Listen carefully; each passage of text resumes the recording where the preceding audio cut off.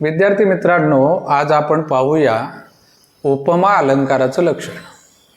आता उपमा अलंकार केव्हा होतो तर दोन वस्तूंमधील किंवा दोन कृतींमधील किंवा दोन घटकांमधील साम्य म्हणजे सारखेपणा जेव्हा चमत्कृतीपूर्ण रीतीने वर्णन केलेला असतो तेव्हा उपमा अलंकार होतो. लक्षात घ्या, हे उपमा अलंकाराचं लक्षण आहे. कोणतं? दोन वस्तूंमधील साम्य चमत्कृती पूर्ण रीतीने वर्णन केलेले असते तेव्हा उपमा अलंकार होतो.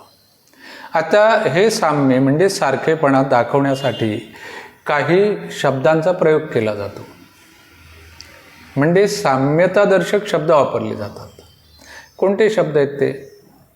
तर समान, सम, सारखे, प्रमाणे, जैसे, तैसे,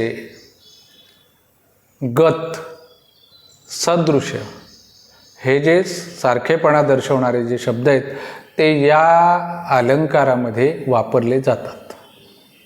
म्हणजे ज्या वर्णनांमध्ये दोन वस्तूंतील, कृतीतील किंवा घटनेतील साम्य दाखवायचं असते तेव्हा या शब्दांचा प्रयोग झालेला असतो.